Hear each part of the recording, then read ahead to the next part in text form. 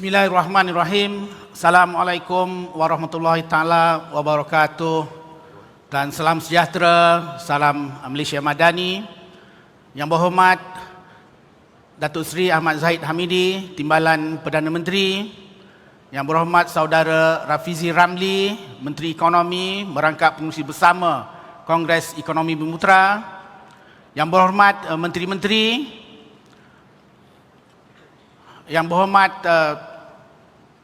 Speaker Dewan Negara, Yang berbagai Tan Sri KSN, Yang berbagai Tan Sri, Datuk-Datuk, Tuan-Tuan dan Puan-Puan yang saya hormati sekalian.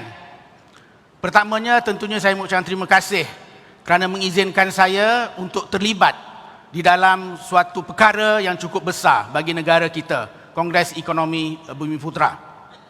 Dan Yang Amat Berhormat Timbalan Perdana Menteri tadi sudah pun menggariskan tekad, matlamat dan juga ikhtiar. Dan daripada tekad, matlamat dan ikhtiar juga tadi, Yang Amat Berhormat Timbalan Perdana Menteri sudah pun menyatakan destiny kita, ke manakah arah yang ingin kita bawa. Untuk tujuan itu, saya fikir untuk kita mencapai destiny yang telah pun digariskan itu tadi, maka perlu untuk kita meneliti apakah kedudukan semasa sosioekonomi Bumi Putra, suatu penelitian dari Kementerian Ekonomi.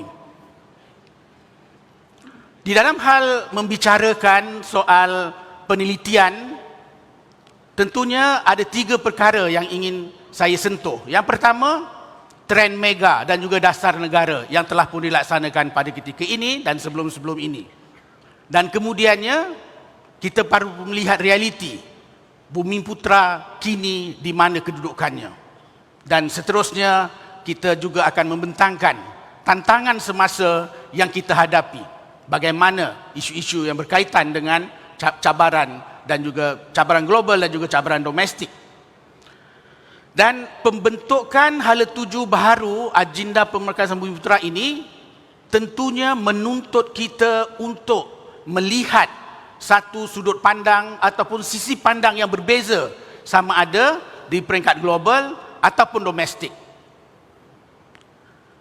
Kalau kita melihat dari segi trend mega, ada 4 perkara utama yang harus kita telitikan. Dan 4 perkara ini akan mempengaruhi dunia dan masyarakat pada masa hadapan. Yang pertama, perubahan dari segi susunan blok ekonomi. Bukan blok ekonomi di negara kita, tetapi blok ekonomi dunia secara keseluruhannya. Kemudiannya, perubahan teknologi digital dan masa hadapan, demografi dan kualiti hidup, seterusnya juga yang maha penting sekarang ini adalah krisis kesihatan planet. Jadi ini semua perkara yang perlu kita berikan perhatian untuk melihat bagaimana isu-isu perubahan kepada penguasaan, landscape blok ekonomi, kemajuan teknologi, dan kemudiannya isu-isu berkaitan dengan demografi dan penuaan, migrasi, polikrisis dan juga kualiti hidup itu akan menentukan arah tuju kita pada masa hadapan. Dari segi trend mega, perkara yang pertama harus kita berikan perhatian adalah perubahan kepada susunan blok ekonomi. Berlaku perubahan-perubahan tertentu di dalam dunia ini. Yang pertama, kalau kita lihat dari segi KDNK negara kita, KDNK dunia. KDNK dunia dijangkakan berlaku peningkatan, tetapi peningkatannya perlahan pada kadar 2.5% setahun bagi tempoh tahun 2024 ini sehinggalah pada tahun 2050.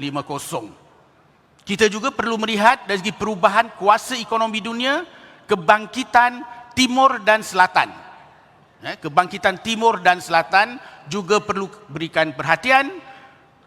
Konflik geopolitik telah membentuk satu fragmentasi baru yang ketara dalam kalangan blok-blok ekonomi ini, dan dalam masa yang sama juga kita perlu sentiasa waspada berkaitan dengan dilema yang kita panggil peningkatan hutang. Peningkatan hutang ini bukanlah hanya tertakluk kepada negara kita, tetapi isu peningkatan hutang ini seluruh dunia yang mengakibatkan hutang sektor awam, sektor swasta dan juga isi rumah. Seterusnya kalau kita lihat di Malaysia, di negara kita, bagaimana kedudukan KDNK yang kita jangkakan sehingga tahun 2050 akan berlaku peningkatan. Peningkatan ekonomi kita dijangkakan pada 3.6% setahun secara puratanya.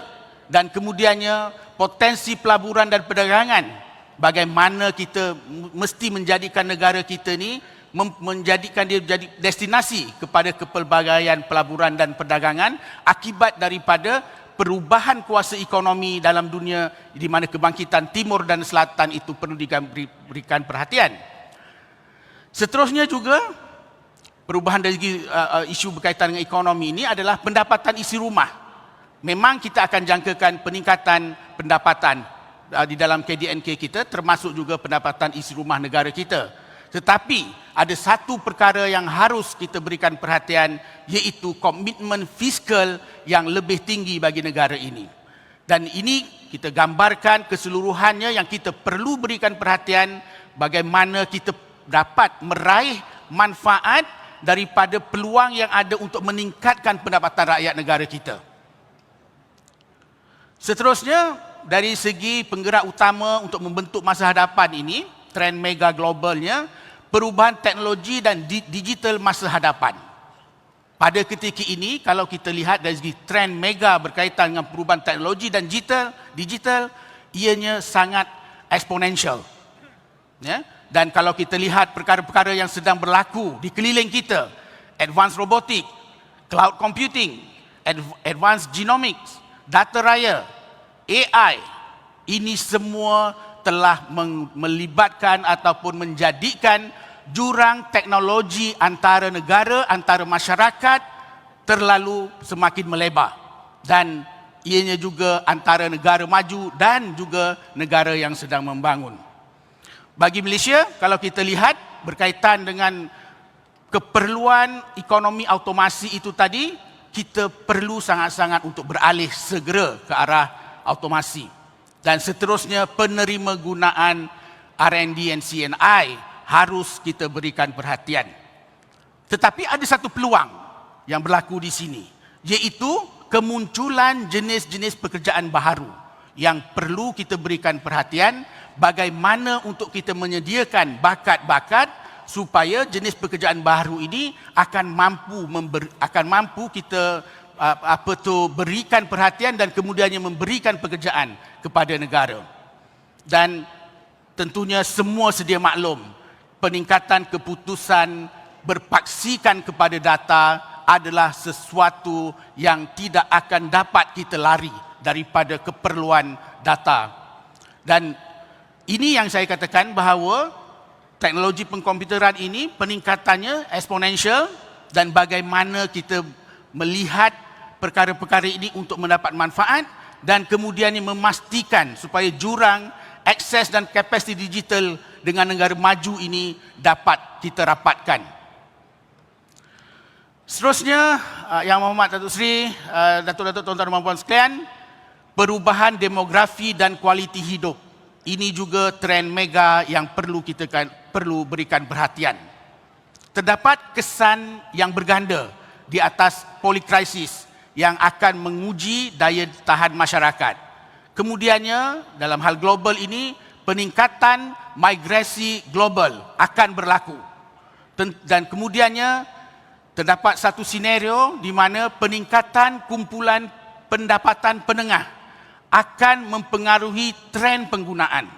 Ini penting untuk kita lihat bagaimana kumpulan pendapatan penengah ini akan berbelanja dan kemudiannya bagaimana kita ingin mendapat manfaat daripada perubahan kumpulan pendapatan penengah ini. Seterusnya, ini saya rasa semua orang boleh percaya bahawa kemerosotan kepercayaan terhadap sistem demokrasi dan institusi juga berlaku, dan ini merupakan perkara yang perlu kita berikan perhatian secara teliti. Dan satu lagi perkara yang kadang-kadang orang terlupa, iaitu peningkatan negara menua. Ya, pada tahun 2050, kita jangkakan 16.7% populasi dunia akan berumur lebih daripada 65 tahun. Kadang-kadang kita sentiasa berfikir kita ni sentiasa akan muda, tetapi ini realiti yang sedang berlaku. Bagi negara kita, kalau kita lihat Malaysia, perspektif Malaysia ini, peningkatan kesenjangan pendapatan dan kekayaan. Ini sedang berlaku dan ini sedang berlega dalam perbincangan-perbincangan dan ianya sesuatu yang benar. Trend peningkatan penyakit berjangkit yang berkaitan dengan mental juga berlaku pada ketika ini. Kalau kita tidak percaya, kita lihat sekarang, klinik-klinik sakit mental juga sudah pun berada di dalam masyarakat kita. Ini bermaksud bahawa trend peningkatan ini memang sedang berlaku berkaitan dengan sakit mental. Kemudiannya, cabaran kestabilan politik dan juga demokrasi berperlembagaan di negara kita juga merupakan satu cabaran yang harus kita lihat dari segi perubahan demografi dan kualiti hidup. Dan negara kita pada tahun 2024, kita jangkakan warga emas yang melebihi 65 tahun akan mencapai sekurang-kurangnya 14%. Termasuklah kita nanti di dalam hal ini. Jadi, Yang Amat Datuk Seri, Tansi-tansi Datuk-Datuk Tuan Puan sekalian, kesan berganda berkaitan polikrisis dan juga perubahan demografi ini akan memberi impak yang negatif, terutamanya kepada golongan rentan, dan kita memerlukan persediaan awal bagi menangani perkara-perkara ini dan juga menyesuaikan dasar dan polisi kita. Seterusnya, perkara yang mungkin kadang-kadang kita terlupa berkaitan dengan krisis kesihatan planet. Krisis kesihatan planet ini, dari segi kesihatan, kita selalu melihat diri kita. Tetapi kita juga sebenarnya harus melihat keadaan planet kita bagaimana. Secara global, yang pertama, keperluan peningkatan 60% pengeluaran makanan. Itu yang pertama. Yang keduanya, 55% peningkatan dalam permintaan air secara keseluruhannya. Permintaan tenaga boleh baru meningkat. Dan seterusnya, peningkatan dalam kos pemeliharaan dan juga pencemaran alam sekitar, perubahan iklim yang makin pantas, dan kemudiannya peningkatan suhu. Peningkatan suhu. Kita di dalam bilik ini ada aircon, kita tak rasa. Tetapi di luar sana sebenarnya berlaku peningkatan lebih kurang antara 3 hingga 4% suhu dunia secara keseluruhannya. Bagaimana situasi di Malaysia? Kita lihat 2016 pelepasan karbon dioksida adalah 68 juta tan. Pada 2030 kita jangkakan 85 juta tan karbon dioksida akan dilepaskan di negara kita. Kemudiannya GHG, ini juga satu cabaran utama, perubahan iklim dan seterusnya cabaran jaminan makanan. Ini akan merupakan perkara-perkara yang sedang kita hadapi berkaitan dengan kesihatan planet. Dan untuk tujuan ini, kesihatan planet ini akan meruncing dan akan menjadi ancaman besar kepada generasi yang akan datang. Dan sebab itu, bagaimana persiapan atau persediaan kita untuk memastikan kita dapat mengatasi masalah-masalah berkaitan dengan krisis kesihatan planet. Seterusnya, Yang Amat Berhormat Datuk Seri, Tansi-tansi, tuan-tuan dan puan yang saya hormati sekalian, berkaitan dengan dasar negara. Kalau kita lihat dasar-dasar negara yang telah pun kita gariskan, bermula daripada rancangan Malaysia Melaya yang pertama lagi, sehinggalah rancangan Malaysia yang ke-12, dan tentunya rancangan Malaysia yang ke-13 yang akan kita garap bersama, dasar pemerkasaan Bumiputera ini telah pun menjadi sebahagian daripada dasar pembangunan negara. Dianya tidak pernah ditinggalkan daripada tahun 70-an sehinggalah tahun 2024 ini dan masa yang hadapan. Kalau kita tinjau berkaitan dengan dasar-dasar pemerkasaan Bumiputera ini, kalau kita lihat semasa dasar ekonomi baru 71 sampai 90, kita dapati bahawa isu struktur yang cuba untuk kita selesaikan melalui dasar ini adalah berkaitan dengan kemiskinan dan juga pengenalan kaum mengikut fungsi ekonomi.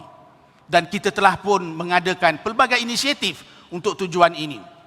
Seperti mana yang telah kita gariskan, antaranya peningkatan pemilikan equity, pewujudan masyarakat perdagangan dan perindustrian Bumiputera, penubuhan FIC. Dan seterusnya, dalam rancangan Malaysia ke-6 dan juga rancangan Malaysia yang ke-7, dasar pembangunan nasional tahun 91 sampai tahun 2000 diperkenalkan. Isu struktur yang cuba dijawab dalam rancangan Malaysia dan juga dasar ini adalah penyertaan Bumiputera dalam aktiviti ekonomi yang rendah. Ini telah pun dinyatakan untuk menyelesaikan isu struktur, maka itu kalau kita lihat, wujudlah HICOM, wujudlah IAPD untuk menyelesaikan masalah-masalah berkaitan dengan penyertaan Bumiputera dalam ekonomi yang rendah. Seterusnya, pada tahun 2001 hingga tahun 2010, dasar wawasan negara telah pun dibangunkan dengan usaha untuk menyelesaikan isu struktur yang kita katakan ketidakseimbangan sosioekonomi wilayah. Dan seterusnya, pada tahun 2011 hinggalah 2020, dasar transformasi nasional yang tujuan dia adalah untuk menyelesaikan isu struktur berkaitan dengan perangkap pendapatan yang sederhana. Kemudiannya, seterusnya pada rancangan Malaysia yang ke-12, dasar yang diutarakan adalah wawasan kemakmuran bersama. Isu berkaitan dengan cuba diselesaikan dari strukturnya adalah masih lagi berkaitan dengan pendapatan dan kekayaan yang melebar. Dan ekonomi madani, memperkasa rakyat dalam hal isu struktur yang ingin kita selesaikan, masih lagi berkaitan dengan isu-isu pendapatan, tata kelola dan juga keadilan sosial yang masih lemah. Jadi, dalam 6 dekad agenda Bumiputera ini, dalam sepanjang 6 dekad lalu, terus memberi tumpuan kepada pemilikan equity, penyusunan semula masyarakat, menangani kesenjangan dan juga peningkatan daya saing perusahaan Bumiputera.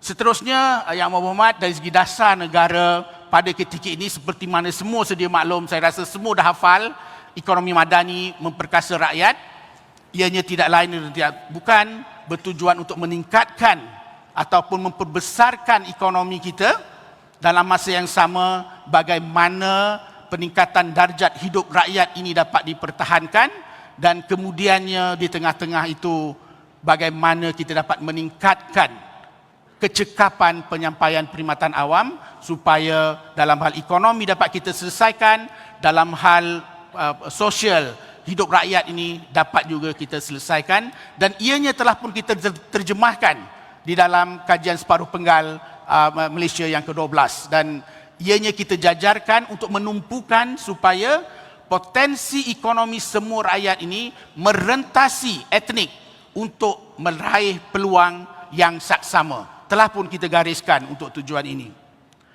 Dan seterusnya, kalau kita lihat bidang fokus rancangan Malaysia yang ke-12, ianya kita kalau lihat strategi berkaitan dengan Bumiputera ini, ada 6 strategi, dan ianya merupakan agenda nasional untuk mencapai pertumbuhan sosioekonomi yang adil, saksama dan inklusif.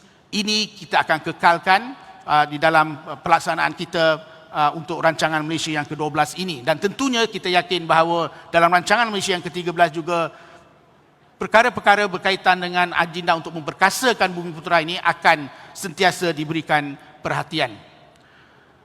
Seterusnya, Yang Berhormat, Tan Sri Datuk-Datuk dan puan-puan sekalian, kalau setelah kita melihat trend mega itu, kita perlu melihat bagaimana kedudukan kita terkini. Apakah pencapaian kita yang terkini, supaya kita sentiasa melihat apakah usaha yang telah kita buat itu mencapai atau tidak sasaran-sasaran yang telah pun kita nyatakan.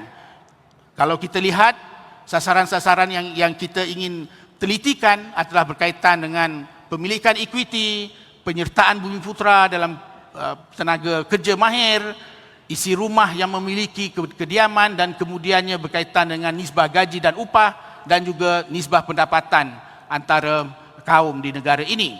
Dan berdasarkan kepada petunjuk-petunjuk ini ataupun statistik ini, kita dapati bahawa kita masih lagi ketinggalan dari segi kesimpulan yang boleh kita buat di atas 6 dekad usaha-usaha yang telah kita buat itu tadi. Dan ini adalah statistik yang tidak dapat kita tolak. Kalau kita lihat dari segi pendapatan isi rumah, ini kedudukan kita. Ini kedudukan kita, dan kita lihat conclusion yang boleh kita dibuat di sini adalah lebih separuh daripada isi rumah Bumiputera berada dalam kumpulan pendapatan bulanan antara 6,000 berbanding dengan China dan India 36% dan juga 45%. Jadi ini kedudukannya, pie kita di bawahnya besar. Tapi di atasnya tu ada juga sekelompok yang mempunyai pendapatan melebihi daripada skala yang ada. Seterusnya, kalau kita lihat insiden kemiskinan mutlak mengikut etnik dan isi rumah daripada tahun 70 sehinggalah tahun 2022, kita dapati bahawa berlaku penurunan, tetapi Bumiputera masih menunjukkan insiden kemiskinan mutlak yang tertinggi dalam negara kita. Seterusnya, jumlah profesional mengikut etnik. Kalau kita lihat antara yang kita telitikan di sini, doktor gigi sehinggalah kepada jururawat, ini keadaan kita. Kedudukan Bumiputera, bagaimana kedudukannya dari segi accountant, dari segi peguam, masih lagi jauh. Namun demikian, Yang Berhormat, apa yang penting di sini adalah ia berlaku peningkatan, memang ada pencapaian, namun di manakah mereka? Apakah mereka berada di dalam nilai rantaian ekonomi yang tinggi, atau mereka berada di dalam rantaian ekonomi yang mempunyai margin yang rendah? Seterusnya, kita lihat juga dari segi pemilikan hartanah komersial Bumiputera. Ini kedudukan kita. Transaksi hartanah komersial Bumiputera pada ketika ini tertumpu kepada kediaman yang mempunyai nilai pasaran yang rendah. Kalau kita tengok dari segi industri, pemilikan hartanah industri, inilah kedudukan kita. Ianya banyak tertumpu kepada kediaman, dan nilai hartanah ini adalah rendah dari segi transaksinya. Seterusnya, dari segi Tanah Rizab Melayu, tadi Yang Berhormat sudah pun memberi penekanan berkaitan dengan Tanah Rizab Melayu ini kedudukan kita, dan kalau kita lihat pembangunan berkaitan dengan perkara Tanah Rizab Melayu ini, kita belum dapat manfaatkan secara optimum. Seterusnya, ini juga saya yakin akan diperbincangkan hangat nanti, bilangan PLC yang dikawal oleh Bumiputera pada tahun 2018 hingga tahun 2022. Kalau kita lihat dari segi trend itu makin menurun. Ini kedudukan yang ada pada kita pada ketika ini. Seterusnya, jumlah IPO di Bursa Malaysia tahun 2021 hingga tahun 2023, hanya satu syarikat saja yang berjaya kita senaraikan di Bursa Malaysia daripada 97 syarikat sepanjang tahun 2001 dan juga 2023.